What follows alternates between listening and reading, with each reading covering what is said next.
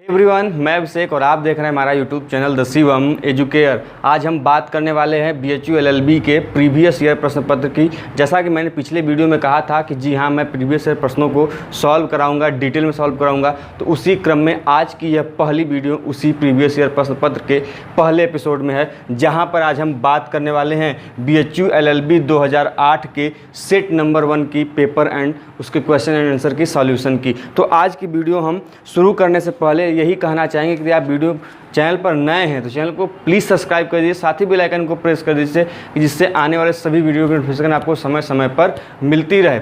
और वीडियो को जितने लोग पढ़ने वाले हैं बीएचयू एलएलबी उनके पास तक पहुंचाइए, ज़्यादा से ज़्यादा लोगों तक शेयर करिए। तो आज की वीडियो शुरू करते हैं। तो आज का जो हमारे पास पेपर सेट है वह मेरे पास क्वेश्चन नंबर 4 से चालू है। इसके पहले मुझे क्वेश्चन नहीं मिले, लेकिन फिर भी हम यहीं से प्रारंभ करेंगे। जिनके पास पेपर होंगे वह क्या करेंगे, पेपर में टिक लगा लेंगे, और जिनके पास नहीं होंगे वह वीडियो को पॉज करके क्वेश्चन को सुन सकते हैं, साथ ही उनका पेपर सॉल्यूशन ले सकते हैं। आज का हमारा जो सबसे पहला प्रश्न है जो कि क्वेश्चन नंबर 4 है, ध्यान दीजिएगा। क्वेश्चन नंबर 4 है कि आज़ादी के बाद केंद्र में अंतरिम सरकार की स्थापना की गई। इसमें एक टर्म आया क्या, पहला जो क्वेश्चन है हमारा चौथा वाला, उसका है क्या कि अंतरिम सरकार की स्थापना। अब ध्यान दीजिए, यह कौन सा क्वेश्चन नंबर है, 4। अंतरिम सरकार की स्थापना कब की गई थी? सबसे पहली चीज 1946 में की गई थी।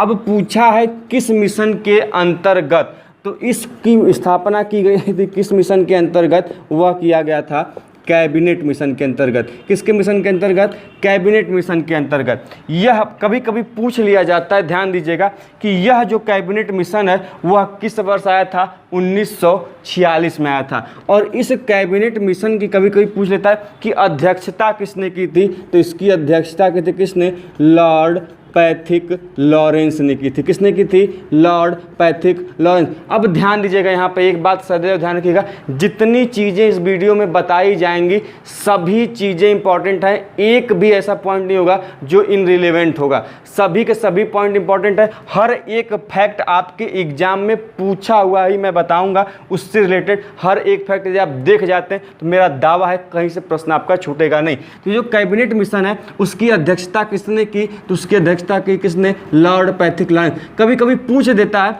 कि संविधान सभा का निर्माण किस योजना के अंतर्गत, या संविधान का निर्माण किस योजना के अंतर्गत किया, तो वह क्या था? यही कैबिनेट मिशन योजना था। तो हमने कितने, एक क्वेश्चन थे कि अंतरिम सरकार की स्थापना किसके अंतर्गत की गई, लेकिन हमने इससे कई प्रश्नों को जाना। पहली चीज़ कि अंतरिम सरकार की स्थापना 1946 में, पहला।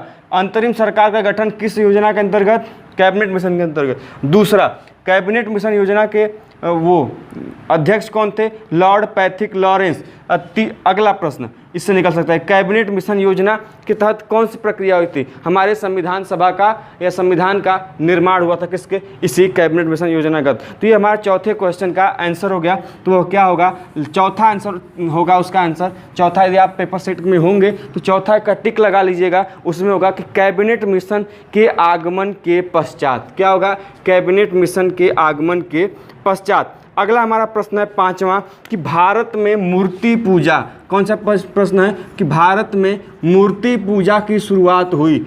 मूर्ति पूजा की शुरुआत हुई। तो आपके पास 4 ऑप्शन है, आर्यकाल, गुप्त शासन काल, मौर्य शासन काल और कुषाण शासन काल। तो ये बता दें आपको कि भारत में मूर्तियों की पूजा की शुरुआत किस काल में शुरू हुई? गुप्त काल में शुरू हुई। उसके पहले मूर्तियां तो थी, लेकिन मूर्तियों की पूजा पद्धति उतनी पूर्ण रूप से नहीं थी। लेकिन गुप्त काल में आने के पश्चात पूर्ण रूप से मूर्तियों का प्रमाण हमें देखने को मिलने लगता है, और मूर्ति पूजा का प्रमाण हमें स्पष्ट रूप से कहाँ मिलता है? गुप्त काल में। तो आपका उत्तर सही क्या होगा कि मूर्ति पूजा का प्रमाण हमें कहाँ देखने को मिलता है? गुप्त शासन काल में मिलता है। अगला हमारा प्रश्न है कि किस मुस्लिम शासक ने मूल्य नियंत्रण पद्धति लागू की? यह हमारा 6वां प्रश्न है। क्या है कि मूल्य नियंत्रण पद्धति, क्या है? मूल्य नियंत्रण पद्धति किस मुस्लिम शासक ने लागू की? तो उस मुस्लिम शासक का नाम पूछा है, तो उस मुस्लिम शासक का नाम है क्या? अलाउद्दीन खिलजी। क्या है? अलाउद्दीन खिलजी ने शुरुआत की थी किसकी? मूल्य नियंत्रण पद्धति की। यह कौन सा क्वेश्चन नंबर है? क्वेश्चन नंबर 6 है। अगला जो हमारा क्वेश्चन है आज का वह है क्या कि शक वर्ष का प्रारंभ किस वर्ष हुआ था? शक वर्ष, शक वर्ष का प्रारंभ किस वर्ष हुआ था? तो वह हुआ था किस में? 78 AD में। यह कौन सा क्वेश्चन नंबर है? Question number 7। क्वेश्चन नंबर 7 क्या कहता है कि शक वर्ष का प्रारंभ किस वर्ष हुआ था? ऑप्शन है आपके 58 BC, 58 AD, 78 BC और 78 AD। तो ध्यान रखिएगा 78 AD होगा, और AD का मतलब कभी कभी पूछ देता है तो उसका मतलब क्या होगा? एन्नो डोमिनी।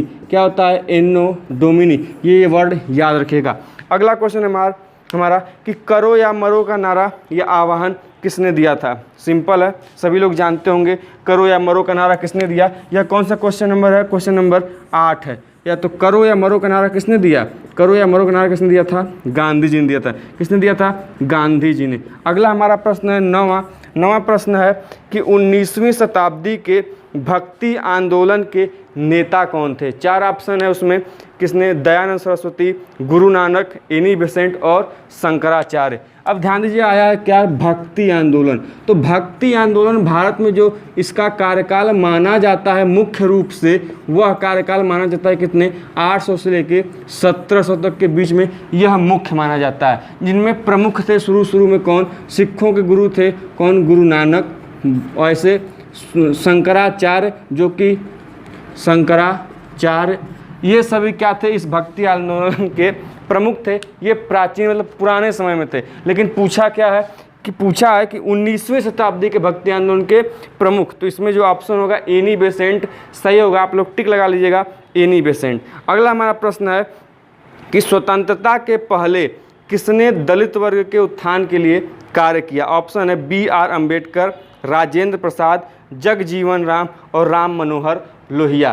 तो इसमें स्वतंत्रता के पहले किसने प्रमुख कार्य किया? सभी लोग जानते हैं BR अम्बेडकर ने। किसने किया था? BR अम्बेडकर ने। किसने किया था? BR अम्बेडकर। अब अम्बेडकर से कई प्रश्न पूछ लिए जाते हैं।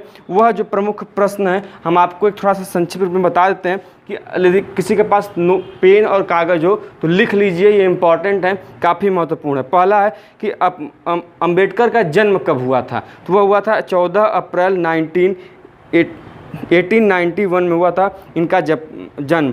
अब पूछ लिया जाता है कि इनके द्वारा लिखी गई 2 पुस्तकें हैं जो कि काफ़ी इंपॉर्टेंट हैं, पूछ ली जाती हैं। पहला है हु आर शूद्राज। क्या है? Who are Shudras. इनकी एक पुस्तक है।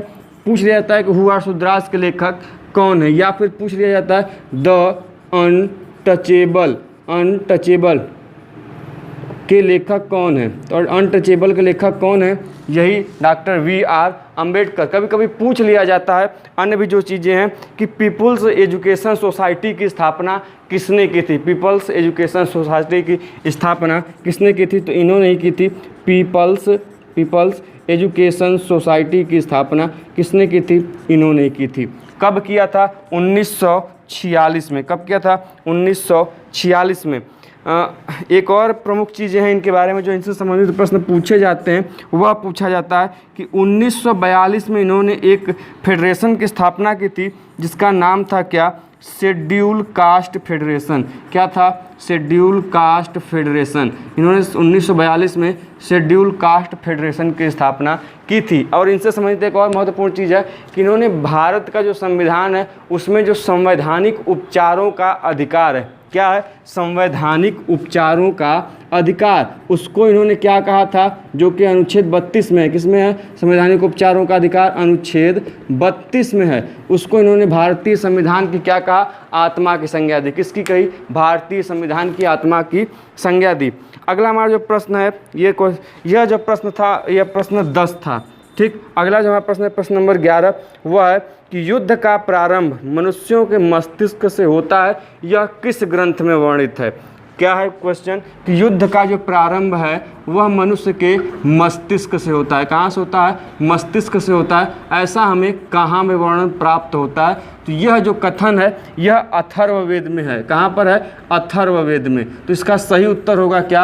अथर्ववेद। तो यह कोटेशन याद कर लीजिएगा कि युद्ध का प्रारंभ मनुष्य के मस्तिष्क में होता है। यह कथन कहाँ से लिया गया है? अथर्ववेद से लिया गया है। तो ये कोटेशन याद कर लीजिएगा, लिख लीजिएगा। अगला प्रश्न है कि विश्व ही ईश्वर है और ईश्वर मेरा आत्मा है। विश्व ही ईश्वर है और ईश्वर मेरा आत्मा है। विश्व क्या है?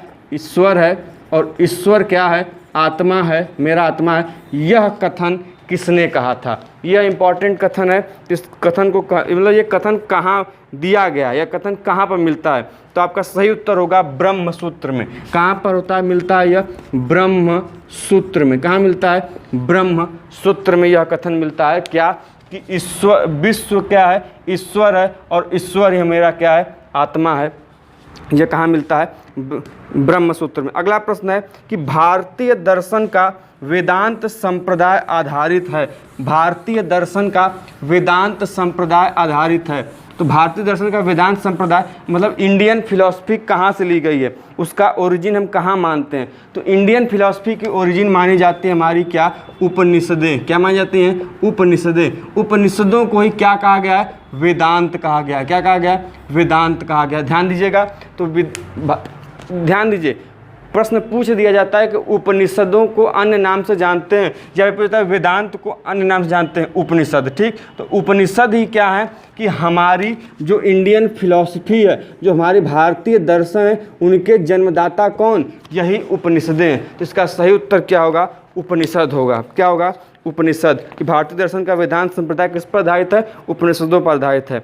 अगला हमारा प्रश्न है 14वां कि भारत में स्पष्टीकरण योग्य प्रारंभिक लिपि के नमूने पाए जाते हैं। मतलब सिंपल से कहने का मतलब यह है कि वह लिपि जिसको सबसे पहले स्पष्ट रूप से पढ़ा गया, कहने का मतलब यह है। तो वह लिपि सबसे पहले किसकी पढ़ी गई? किनके शिलालेखों की? अशोक की। जैसा आप सभी लोग जानते हैं कि अशोक के शिलालेखों को सबसे पहले किसने पढ़ा था? जेम्स प्रिंसेप ने। किसने पढ़ा था? जेम्स प्रिंसेप ने पढ़ा था। ध्यान रखिएगा, इससे प्रश्न आ जाता है कि अशोक के शिलालेखों को सर्वप्रथम पढ़ने वाले व्यक्ति का नाम कौन? जेम्स प्रिंसेप ने। अशोक के जो अधिकांश लिखी गई हैं वह किस लिपि में लिखी गई हैं? प्राकृत में लिखी गई। किस में? प्राकृत भाषा है, सॉरी, और प्राकृत भाषा में लिखी गई हैं। किस में लिखी गई हैं? प्राकृत भाषा में। ध्यान रखिएगा। और लिपि क्या है उनकी लिपि क्या है? ब्राह्मी है। तीन चीज़ें आपको याद रखनी है अशोक के शिलालेख की, कि सबसे पहले स्पष्ट रूप में पढ़े जाने वाली लिपि कौन सी?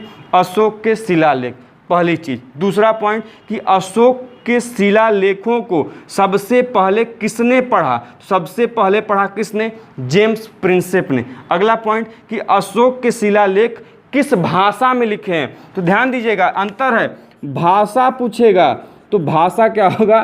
प्राकृत। और लिपि पूछेगा तो लिपि क्या होगी? ब्राह्मी। अब पूछेंगे सर भाषा और लिपि में क्या अंतर है? जैसे हम जो भाषा बोलते हैं वह भाषा क्या है? हिंदी बोलते हैं। जब हम अभी बोल रहे हैं वह हिंदी बोल रहे हैं, लेकिन अब हमें हिंदी को इस बोर्ड पे जो लिखे हैं यही लिपि है। लिखने के जरिए, लिखने का जो तरीका होता है वही लिपि कहलाता है। तो हिंदी को हम किस भाषा में, किस लिपि में लिखते हैं? देवनागरी। तो जो लिखा जाता है वह लिपि होती है, और जो बोला जाता है वह भाषा होती है। तो अशोक के शिलालेखों की भाषा क्या? मैक्सिमम की प्राकृत, और लिखने की भाषा लिपि क्या है? ब्राह्मी है। ध्यान दीजिएगा। अगला हमारा प्रश्न है आज का क्या कि RSVP का क्या आशय है? RSVP का आशय है, तो ये एक फ्रेंच का टर्म है RSVP, जो कि रिटन फॉर्म में एक इन्विटेशन होता है। इसका मतलब दूसरा ऑप्शन सही होगा। क्या होगा? रेस्पॉन्डेंशियल वॉइस प्लांट। रेस्पॉन्डेंस हम लिख दे रहे हैं, इसका मतलब क्या होगा? रेस्पॉन्डेंशियल वॉइस प्लांट, ये इसका मतलब होता है, इसका फुल फॉर्म होता है। तो इसका प्रश्न क्या है कि RSVP का आशय है किससे? तो आपका उत्तर होगा यह एक रिटेन इन्विटेशन है, जिसका मतलब होता है रेस्पॉन्डेंशियल वॉइस प्लांट। इसका कौन सा आंसर सही होगा? दूसरा। यह कौन सा क्वेश्चन नंबर था? क्वेश्चन नंबर 15 था। आज हम कुल 20 क्वेश्चन करेंगे, उसके बाद अगले वीडियो में अगले क्वेश्चन को करेंगे। अगला हमारा प्रश्न है कि कौन सा नृत्य शास्त्रीय नृत्य नहीं है? 4 ऑप्शन दिए हुए हैं, कथकली, गरबा, ओडिसी और मणिपुरी। ध्यान दीजिए, इसमें जो गरबा है, जो कि सेकंड नंबर का ऑप्शन है, गरबा नहीं है। क्यों? क्योंकि गरबा एक शास्त्रीय नृत्य नहीं है, यह क्या है? लोक नृत्य है। क्या है? लोक नृत्य है। तो गरबा इसमें सही होगा। तो गरबा क्या है? लोक नृत्य है। गरबा कहाँ का है? गरबा कहाँ का है? गरबा है कहाँ का? गुजरात का। पूछ लिया जाता है गरबा कहाँ का नृत्य है, लोक नृत्य है, वह कहाँ का है? गुजरात का। कथक कहाँ का है? केरल का। कथकली कहाँ का है? उत्तर प्रदेश का। ध्यान दीजिएगा, ओडिसी उड़ीसा का है, मणिपुरी और मणिपुर का है। अगला हमारा प्रश्न है कि 17वां, यह प्रश्न नंबर गरबा वाला क्या था, 16 था, और 17वां हमारा प्रश्न है कि भारतीय अंतरिक्ष अनुसंधान Indian Space Research Organisation ISRO का कार्यालय पूछा है। किसका? इसरो का। इसरो का कार्यालय पूछा है, तो इसरो का कार्यालय कहाँ पर है? बेंगलुरु में है। कहाँ पर है? बेंगलुरु में है। ऑप्शन दिया हुआ है इसमें कि त्रिवेंद्रम, नई दिल्ली, अहमदाबाद, बेंगलुरु। ऑप्शन क्या सही होगा? बेंगलुरु। अगला प्रश्न है कि द्रोणाचार्य पुरस्कार, कौन सा पुरस्कार? द्रोणाचार्य। अब द्रोणाचार्य किसके गुरु थे? एकलव्य के गुरु थे ना द्रोणाचार्य, तो वह क्या थे? द्रोणाचार्य गुरु थे। क्या थे? गुरु थे। तो वही चीज़ है कि असाधारण खिलाड़ियों को तैयार करने के लिए जो विशेष गुरु होते हैं, जो कि ट्रेंड होते हैं, जो गुरु होते हैं, उन्हीं को क्या जाता है? यह द्रोणाचार्य पुरस्कार दिया जाता है। इसका ऑप्शन जो सही होगा 3 होगा। तो आंसर क्या होगा इसका कि असाधारण खिलाड़ियों को तैयार करने के लिए प्रशिक्षकों को दिए जाने वाले पुरस्कार को क्या बोलते हैं? द्रोणाचार्य पुरस्कार बोलते हैं। आज का 19वां जो क्वेश्चन है वह है कि दादा साहब फाल्के पुरस्कार किस क्षेत्र में विशिष्ट योगदान के लिए दिया जाता है?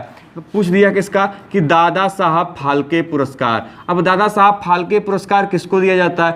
अब ध्यान दीजिए, किस जगत में दिया जाता है? तो यह दिया जाता है किस में? सिनेमा के जगत में महत्वपूर्ण योगदान देने के लिए दादा साहब फाल्के पुरस्कार दिया जाता है। अब इससे 2 चीज़ें हमको जाननी होंगी कि सबसे पहले दादा साहब फाल्के पुरस्कार किसको मिला, पहली चीज़, और दूसरी चीज़ कि वर्तमान में 2019 में दादा साहब फाल्के पुरस्कार किसको दिया गया। सबसे पहले मिला था किसको? देविका रानी को। ध्यान रखिएगा, लिख लीजिएगा कि देविका रानी को सबसे पहले दादा साहब फाल्के पुरस्कार दिया गया था। और दूसरा है वर्तमान में किसको दिया गया है? वर्तमान में दिया गया है किसको? अमिताभ बच्चन को। किसको दिया गया? अमिताभ बच्चन को। ये हमारा 19वां प्रश्न था। और आज का लास्ट प्रश्न है कि भारत में प्रथम राष्ट्रीय विधि विश्वविद्यालय की स्थापना कहाँ की गई? तो मैंने प्रश्न बताए थे या प्रश्न को उत्तर भी दिया था कि भारत में प्रथम राष्ट्रीय विश्वविद्यालय की स्थापना कहाँ पर की गई है? बेंगलुरु में की गई है। कहाँ पर? बेंगलुरु में की गई है। ध्यान रखिएगा, इसका उत्तर सही होगा क्या? बेंगलुरु में प्रथम राष्ट्रीय विधि विश्वविद्यालय। कौन सा विश्वविद्यालय? राष्ट्रीय विधि विश्वविद्यालय की स्थापना सबसे पहले कहाँ की गई थी?